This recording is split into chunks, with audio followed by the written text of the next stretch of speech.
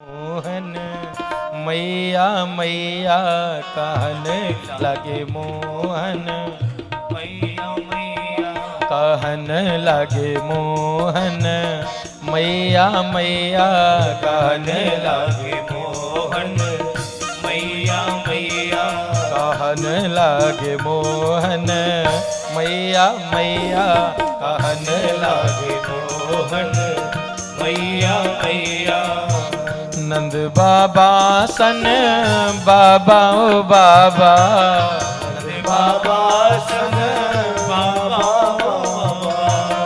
नंद बाबा सन बाबा ओ बाबा नंद बाबा सन बाबा ओ बाबा बलदाऊ सन भैया ओ भैया भैया कहने लागे मोहन मैया मैया कहने लागे मोहन मैया मैया कहने लागे मोहन मैया कहने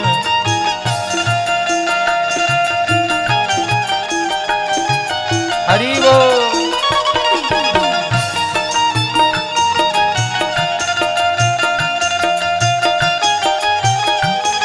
कहने लगे मोहन मैया मैया कहने कहने लागे लगे मोहन मैया मैया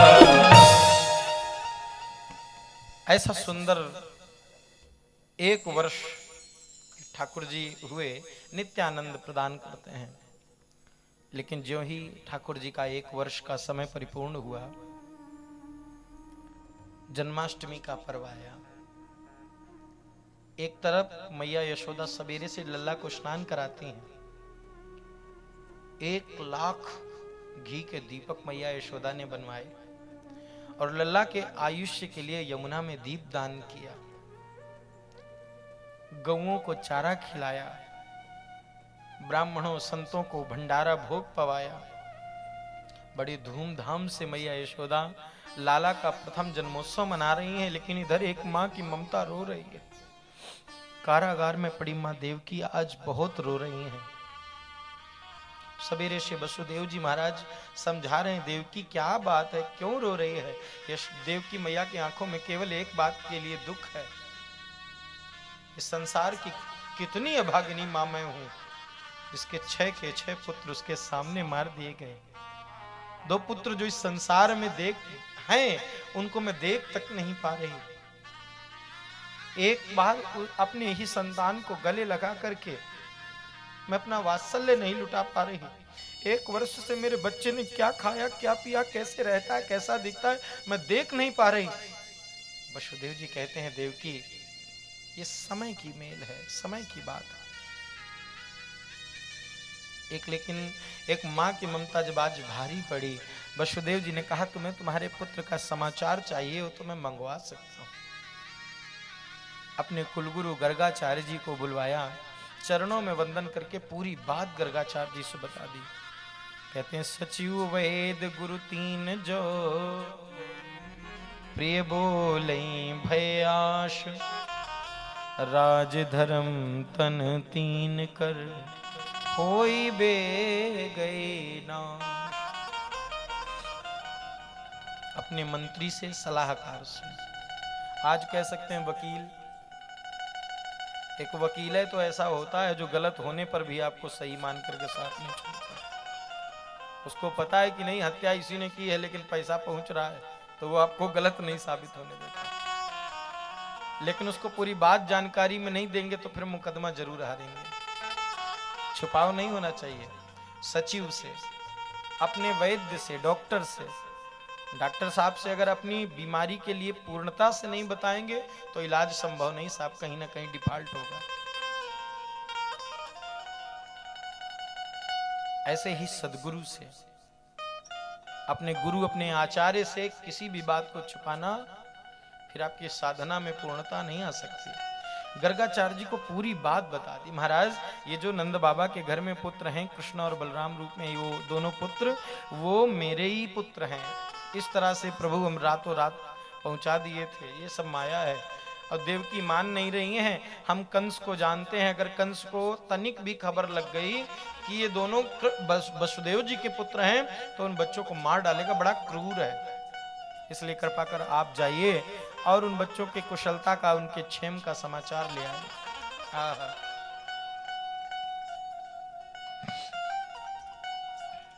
राजन गर्गा पुरोहितो राजन यदूनां सुमहातपा ब्रजम जगाम नंदस्य वसुदेव प्रचोदिता। वसुदेव जी के बहुत कहने पर गर्गाचार्य जी तैयार हुए। शाम का समय था, नंद बाबा के भवन पहुंचे। ये गोकुल में नंद बाबा ने बड़ा स्वागत किया, आतिथ्य किया। गर्गाचार्य जी ने कृष्ण और बलराम को शुभाशीर्वाद दिया। काफी रात हो चुकी थी तो गर्गाचार्य जी ने कहा कि नंदराय अब हमको चलना चाहिए, अब हमें चलना चाहिए। महाराज कैसी बातें करते हैं, आप जैसा संत विद्वान हमारे घर में पधारा है और हम एक प्रार्थना भी न कर पाए, अपना निवेदन भी न रख पाए तो फिर व्यर्थ है। क्या चाहते हो? महाराज हम ये चाहते हैं कि अभी तक हमारे बच्चों का कोई नाम नहीं रखा गया और आज इनका, हमारे छोटे पुत्र का जन्मोत्सव भी है, तो आज इनका नामकरण आपके हाथ से हो जाए। गर्गाचार्य जी कहते हैं नंदराय जी आपका दिमाग तो ठीक है, यदूनाम महमाचार्य ख्यातश्च भुवि सर्वथा, मैं यदुवंशियों का आचार्य हूं, ये दुनिया जानती है। अगर मैंने आपके बच्चों का नामकरण किया, ये बात कंस को पता चल गई तो तुम्हारे बच्चों का प्राण ले लेगा, ये नहीं जानते हो? महाराज तो हमें कौन सा ढिंडोरा पीटना है, रात हो चुकी है, सब जा चुके हैं, आप गौशाला में स्वस्ति वाचन पूर्वक नामकरण कर दीजिए। गर्गाचार्य जी बोले ठीक है। मन में सोचा मुझे वैसे भी करना पड़ता, मैं ही कुलाचार्य हूं, आज ये सौभाग्य नारायण ने मुझे दिया है तो मैं कर देता हूं। नंद बाबा से कहा ठीक है तैयारी करो। अब जशोदा मैया के पास नंद बाबा पहुंचे, जल्दी से तैयारी करो, क्यों? लल्ला का नामकरण है। अब तो यशोदा मैया का हृदय धक धक धक धक, हाय रे हाय, एक तरफ लंबे लंबे आंसू गिरा करके यशोदा जी रो रहे। रोहिणी मैया ने कहा क्या बात है? बोली एक ही तो छोरा है मेरे, एक ही पुत्र है, उसका भी नामकरण ऐसे चोरों की तरह करवा रहे हैं रात में, आधी रात में। हम सोच रहे थे कि नामकरण में फिर अपने एक ऐसे ही खूब बुलुआ, खूब ढोलक, खूब भंडारा करेंगे, और चोरों की तरह नामकरण हो रहा है। और पता नहीं पंडित जी को कुछ आता भी है कि नहीं आता है। रोहिणी मैया बोली तो पंडित जी की परीक्षा कर लो, माताएं बड़ी कुशल होती हैं, पंडित जी की परीक्षा करो। आप पंडित जी विवाह कराने जाएं तो देखो माताएं उनको ऐसी सी रीति बताती हैं, है ना, जो पंडित जी को भी ना पता हो। साहब इतनी परीक्षा लेने में सक्षम। जसोदा मैया ने तुरंत परीक्षा का भाव बना लिया। अब गर्गाचार्य जी चौक बना करके गणेश पूजन करा करके नंद बाबा को निवृत्त हुए तो कहा जाओ बड़े पुत्र को उसकी मां के सहित ले आओ। अब जशोदा मैया ने बलराम जी को, बलराम जी भी गोरे और जशोदा जी भी गोरी, तो गोद में ले लिया। देखें पंडित जी में कितना विवेक है। यशोदा मैया बलराम जी को गोद में लेकर के ज्यों चौक पर बैठी, अब गर्गाचार्य जी ने पंचांग को पलटना शुरू किया। कभी नाक बंद करें, कभी कान बंद करें, बहुत देर तक देखते रहे, लेकिन जब कोई नाम ही न सूझा तो समझ गए। हंस के बड़ी जोर से बोले जशोदा जी परीक्षा कर रही हो? जशोदा जी बोली क्या महाराज, ये जो तुम्हारी गोद में छोरा है ये तुम्हारा छोरा ही नहीं है। फिर अयम ही रोहिणी पुत्रो रमयन् सुहृदौ गुणे आख्यास्यते रामेते बलाधिक्यात् बलम विदु। अरे यशोदा तुम्हारी गोद में जो पुत्र है वो तो रोहिणी का पुत्र है।